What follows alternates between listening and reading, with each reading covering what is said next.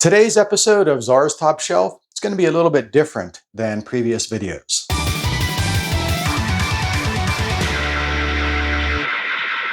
You may or may not know this about me, but I am, or I should say I was, a huge Prince fan. I was a fan of everything Prince did up until he converted to Jehovah's Witness in the late 90s. And I consider his best era musically was the early to mid 90s when he was known as the love symbol, the artist formerly known as Prince, when he changed his name to an unpronounceable symbol. I love anti-marketing stunts like that. To me, that means a lot. Everybody laughed at it. I thought it was a great thing to do. In the early to mid 90s, his music and his work was a weird combination of romantic idealism, primarily inspired by his muse at the time, Mayte. I think Mayte was one of the most positive influences on his life of anybody he's ever been in contact with. And I think Mayte as a human is just a wonderful human. I really admire her work with dog rescues and everything she's done. But anyways, this era with Mayte was a mix of this romantic idealism. Their life together was idyllic, and furthermore, the life that they imagined they had together in the past lives, was also very idealistic. So he's got that going on, combined with like a very deeply rooted sense of depression and angst. There's some anger happening in the 90s with his relationship with Warner Brothers Records. And he made quite a few bold moves that were sort of like against the record industry as a whole.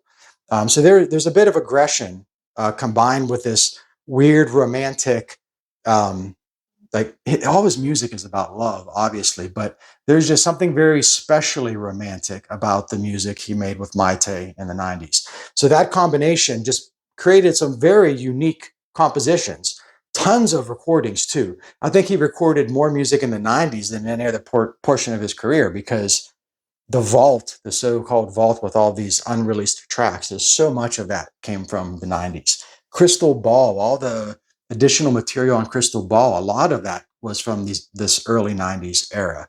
We're going to be listening to and watching a video of my favorite Prince performance ever.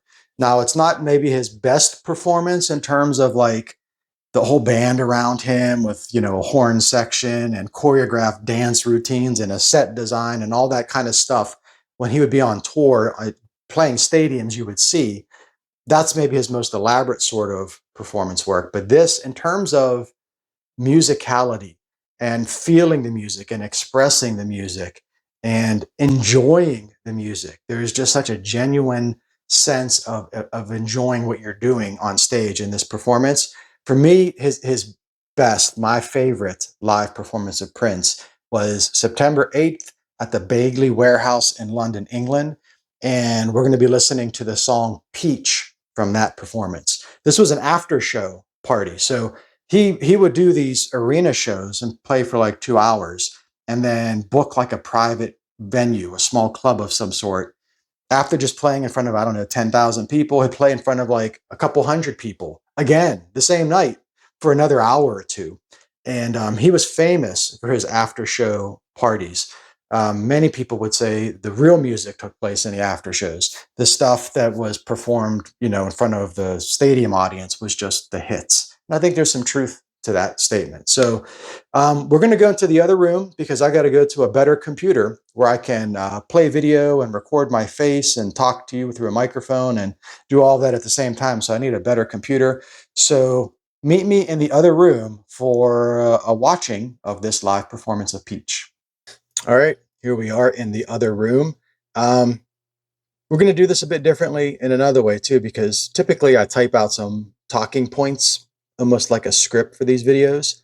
Not going to do that here. We're just going to watch the video together and kind of fly blindly through it. Not blindly. I've seen this a bunch of times before, but I don't know what I'm going to say. I haven't watched it for a while. It's been probably a year or so since I watched this particular performance. So we'll go through it and pause it and talk about it. I got a dog that's going to probably be wandering around in the background. Sometimes he makes some noises, so we'll see if that happens or not.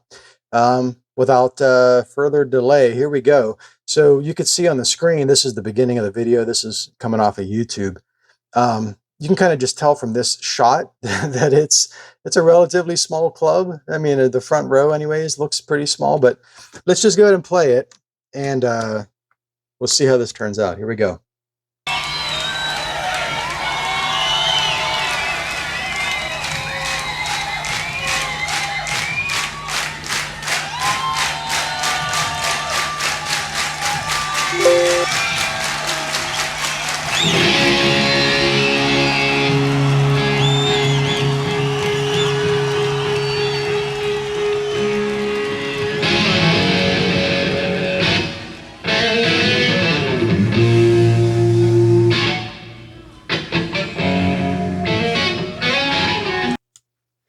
Pausing it on Mayte. She, like I said earlier, she is such a positive inspiration to Prince.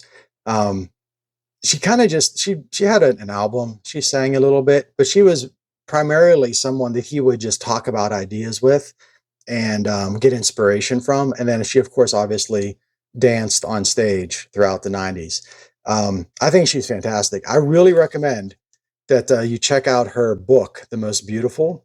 This is the audio version. You could buy it in a actual paperback or hardbound book if you want. But she talks a lot about her life with Prince in here, which is really inspiring to listen to that as well.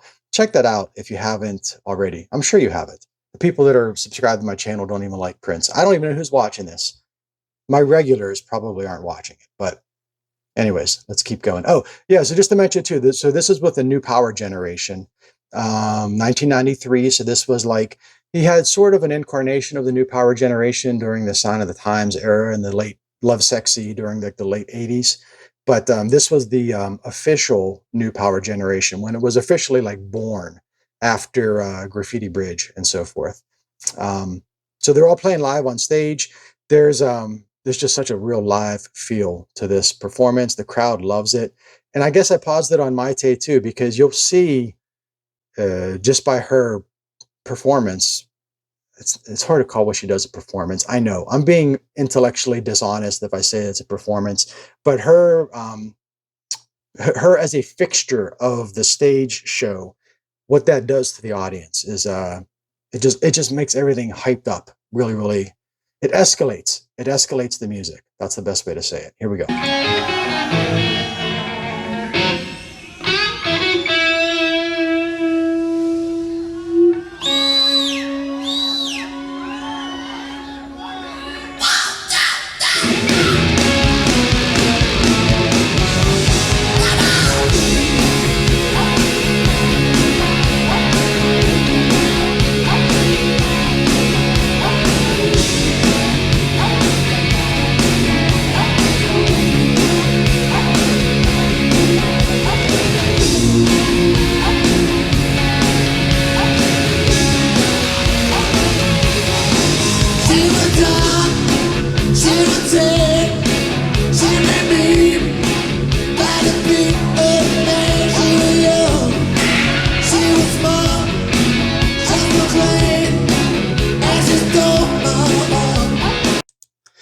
Pausing it right away. I should tell you this too. So you hear like sound effects in this performance. So there was some element of post-production work done. I originally saw this on BET. Yes, me, the guy that does videos about Manowar and stuff like that, used to watch BET in like the early 90s. And this was originally broadcast on BET, some late night, I don't think it was even like a part of a show. It was like its own thing. It was like a BET special performance. And I think they added some of that stuff after the fact. Or it could be Tommy Barbarella, the keyboard player, one of the keyboard players. He did trigger a lot of the samples, like that little female sigh of ecstasy that you hear, that that sound. That's Tommy Barbarella triggering that from his sampling keyboard. So he may have triggered those screeching tire cartoon effects, or it could have been post-production. But yeah, this was on BET, and I recorded this on VHS, and I watched it so many times because I think they only showed it like once on BET. So I watched the VHS tape over and over again. I eventually recorded it to a cassette from VHS so I could listen to it on my Walkman or in my car at the time. I had a car with a cassette player. And I just wore that cassette out. That's how much this era of his was really special to me. But yeah, BET. I used to watch BET. Can you believe that? Anyways, here we go.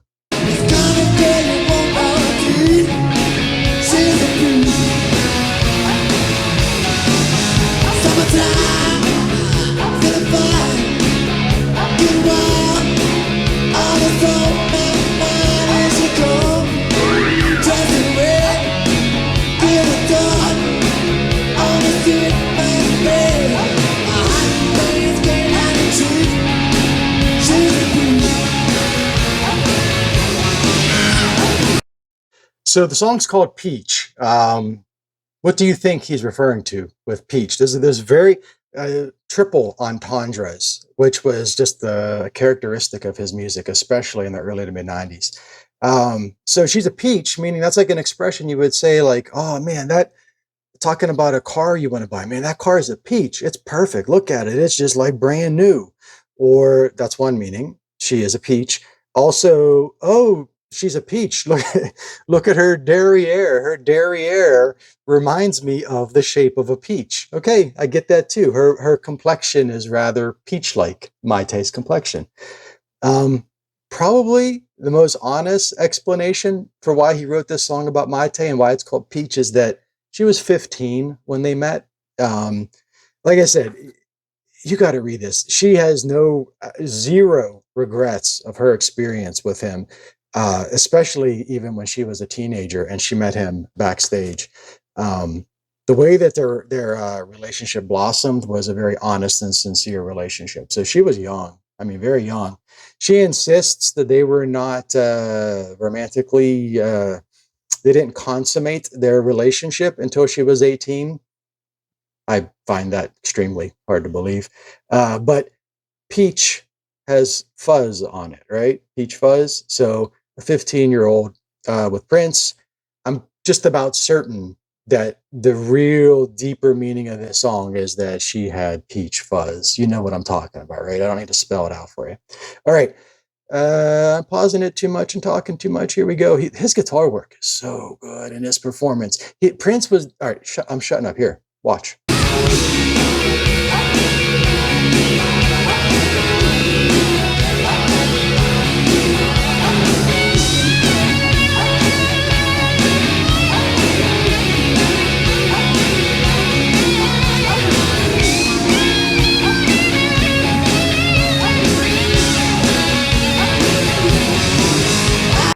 So I don't know if you noticed this. Let me see if I can get back to the spot here. Bear with me. Here we go. Right here. Perfect. I did it on the first try. He's playing his guitar solo watching Mayte. So she's to his right over here, and he's playing his guitar looking at her. Her performance, I'm going to use the word performance, on stage is channeled directly into his performance on the guitar. Look at the shape of his guitar. I mean, you know what we're talking about here, right?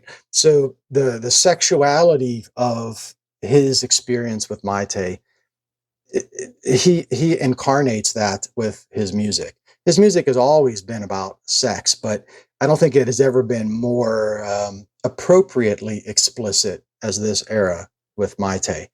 Yeah, and she's dancing over there on the right, and he's just channeling her figure into his guitar.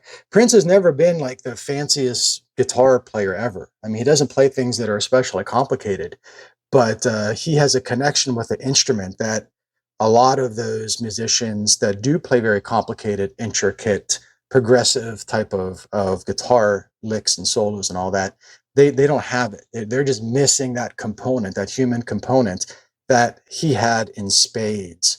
All right, I'm gonna just pick it up from here. Let's keep going.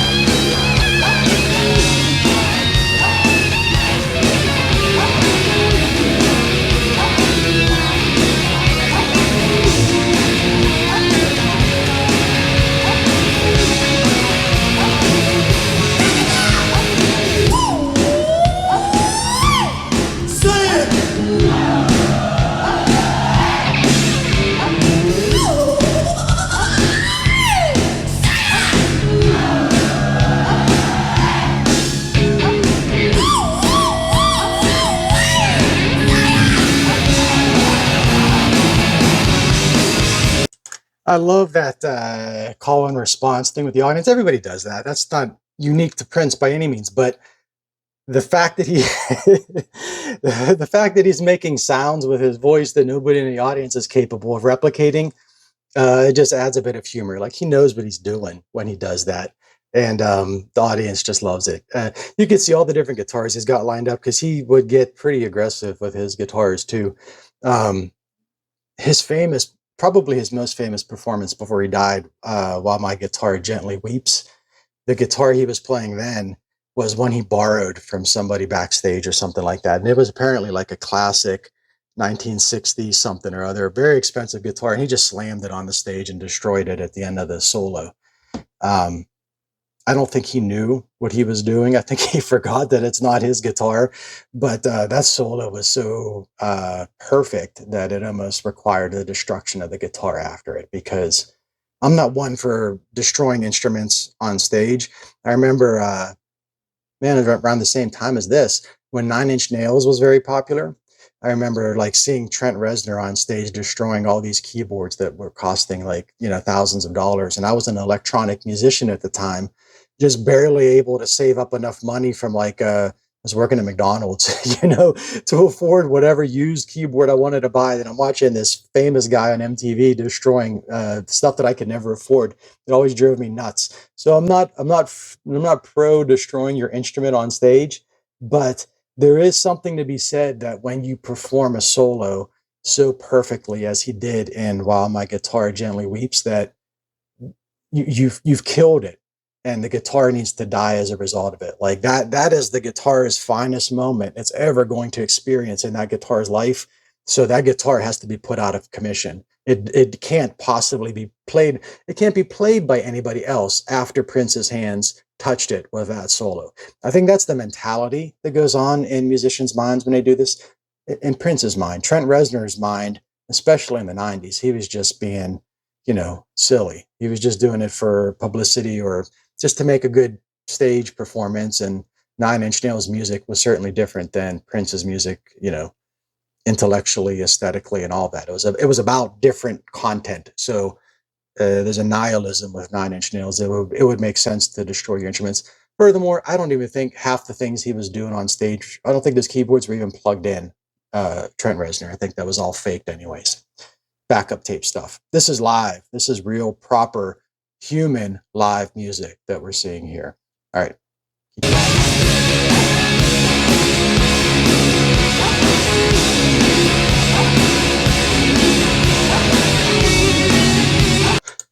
Mayte whipping her hair around. Gosh, man, you know what?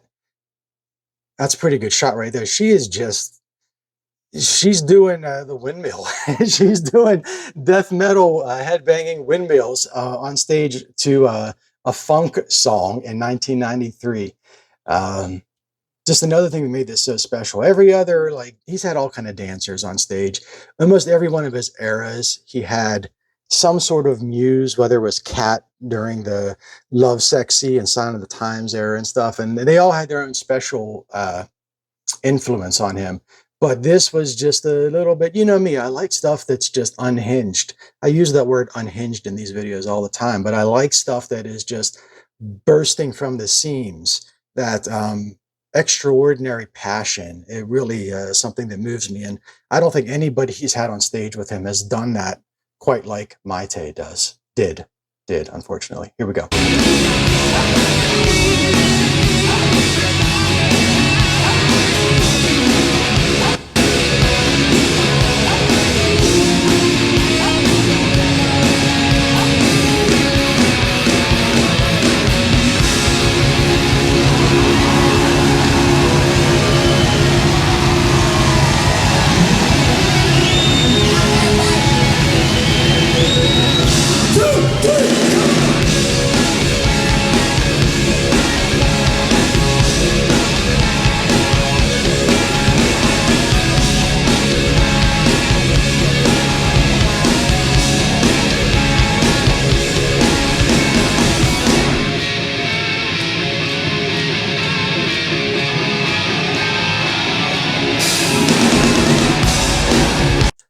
That's probably like, geez, I get teary-eyed just watching this. That's how strange this is for me. But this moment here, let me see if I can get to it. Oh, come on, I could find it. Come on, YouTube, you could do it. I know there's a trick to get into the one frame. She stage dives right here, okay? And which there, right there. She makes sure that this is just something else. She makes sure that his back is turned before she does it. I've scrutinized this video, as you could probably tell. She wasn't permitted to do that. Particularly, he was very protective of her, especially in the early years. So she wants the stage dive. She makes sure he's not looking. She looks over. Oh, she's be this side. She looks over. He's not looking, and she goes to the audience. Should I do it? And the audience, of course, wants to lift up the rear side of Mayte, of course. So then she does it. To me, that is such a special, special moment. And this is an after show. Like these guys, this whole band performed for hours before this, and they're carrying on like this to a very small, select group of individuals in this private club. All right, let me just back it up a little bit, and then we'll keep going. This is a 6-minute song. It's going to be like a 30-minute video because of my gum flapping here.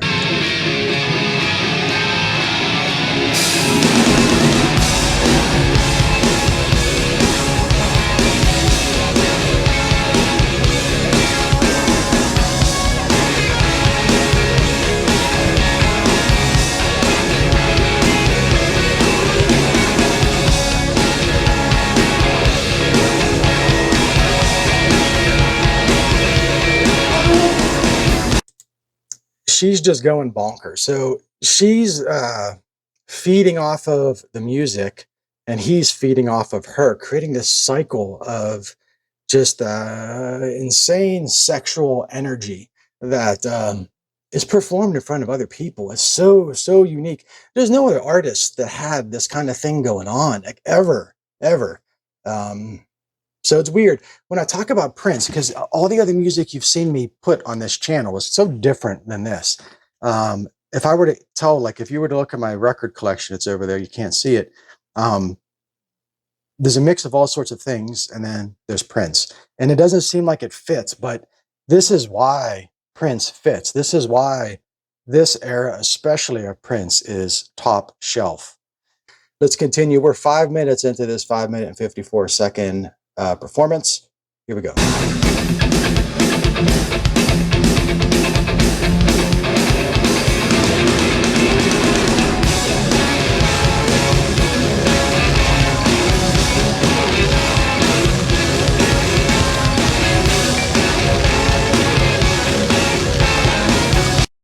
Whole band is jumping in time with the music. That was like something you might see if you went to, what else was happening that would do that? I don't know. You might see that at like a Primus concert in the early mid-90s, or Red Hot Chili Peppers, I suppose. But here's Prince, like someone that typically would assume from Prince would not have this type of rock and roll energy on stage, and yet they do. His band at this era, the New Power Generation, this first proper, true incarnation of the New Power Generation, I think was his best band also. I think a lot of that had to do with Michael Bland on drums. He's not really like being showcased as a drummer in this particular song, but if you listen to any of the studio albums from this era, or some of the other songs that have more room for the drummer to do his thing, he really just brought the thunder to the New Power Generation in a way that the other drummers he had, maybe the other drummers were better in other ways, but not in terms of this just pounding sort of raw energy and feel. Michael Bland's feel on the drums, I think, was unique to Prince's whole discography, quite honestly. The song Shh, S-H-H-H-H, period. Michael Bland on that song is just one of the best drumming performances I've ever heard, quite honestly. And it's a love song. It's a slow, ballady love song with like 3 guitar solos, nonetheless. Sidetracked. All right, let's really get to this video. I'm wasting time here now.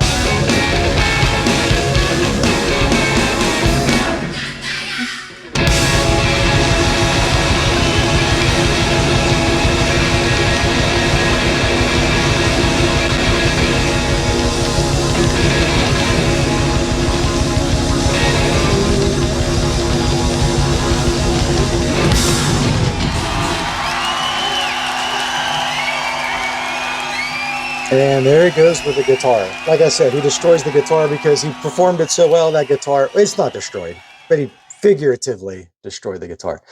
That is the end of that performance. And you're getting a look at what my typical YouTube recommendations would be. So while we're here, let's take a look and see what YouTube is recommending based on the other things that I typically watch. So I don't know, what is that? I thought that was Liam Neeson, but it's Steve Perry, Why He Left Journey. Tell me you look at that, it doesn't look like Liam Neeson with hair plugs dyed black. I think that's Liam Neeson. Scammed on a fake E3 M30. I think any sort of like the whole BMW style of cars is garbage to me. I like European cars. I don't like Mercedes or BMW. What's in my bag? The guy from In Flames. To me, that kind of looks like Chris Elliott. That could very easily be Chris Elliott, but instead it's someone from In Flames. This is the guy from Autechre. I know that. Sean, I don't like the guys from Autechre. I just did a video on Autechre. That's probably why this is popping up. But it's an interview with him. Baby Sasquatch. So that's a Ford Bronco. I wouldn't buy a Ford. I'm not interested in that. I would buy a 4Runner. I had a 4Runner. It was one of the best cars ever made. Now we got some prints on his rivalry with Michael Jackson. There was no rivalry. So whatever this video is, it's clickbait. I don't know what this D, oh, the detail, I guess, is the D. That's some gossip thing. They met a few times. They were casual, long distance sort of acquaintances. There was no rivalry there. There's not even very much similarity between Michael Jackson and Prince, except that they both appealed to more than a black audience. I think that's the reason that they're brought together. What is this? Joe Rogan versus Senk from, well, I don't even know what that is. I don't like Joe Rogan, but I do watch a lot of podcasts, many of them that make fun of Joe Rogan. So that's probably why that's there. Richard Pryor, relationship advice. He's the last person I would take relationship advice from. Hobby Evolution. What's this? A laborious Labor Day. 1 million Cubs. I don't even know what that is. I've never heard of that before. What do we got here? Why do your intros suck? This video is completely unedited. My intros to these videos probably do suck in many people's eyes. I don't have a ton of viewers. Maybe I should watch that and learn why. Yngwie Malmsteen. So speaking of guitarists who could play the most complicated, insane thing that only like 5 people on the planet could play, but lack the feeling, the human connection, the passion that Prince has, this is a perfect example of what I was just talking about, Yngwie Malmsteen. Great guitarist, but like terrible lyricist. The lyrics of Malmsteen songs are all goofy as heck. What's this? Jane's Addiction bassist? I don't know. That been caught stealing. Jane's Addiction's one of those bands that everybody would jump in time, you know, like we just saw with Prince. You'd probably see that with Jane's Addiction. I never bought any of their records. I'm not a fan of Jane's Addiction. All right, guys. This was off the cuff, ad hoc sort of fly by the seat of my pants video with my favorite Prince performance, Peach. 1993, September 8th at the Bagley Warehouse in London, England. I hope you enjoy this diversion from the typical videos that I do. I don't know if you do, tell me you did, and maybe I'll do more of this sort of thing. I probably won't, but it's worth trying, I guess. You've got nothing else to do. You might as well tell me that, I suppose. Your life is pretty sad. You're watching this video, however long this has been. If you're still watching this video now, if you're watching me say these words now, you need to do something different with your life because you're not making the most of it. Watch my video on Mad Sin, Fuel for Brains. Take that approach to life. That's where you're going to get the most bang for your buck, not watching me at the end of a laborious, I said laborious because somebody put that in the thing here, didn't it? Yeah, laborious Labor Day. Today's Labor Day. I didn't realize that. September 2nd. On this laborious Labor Day, you're watching me flap my gums and jabber on, and you're still watching now. What is wrong with you? I want you to just go away. Go away. Go do something. Go outside. It's lovely outside. It's too nice a day to be stupid indoors. That's a quote from Ren. Ren said that to Stimpy. It's too nice a day to be stupid indoors. Get out of the house, Stimpy. You're being Stimpy right now. Get out of here. Go on. Get, boy, get.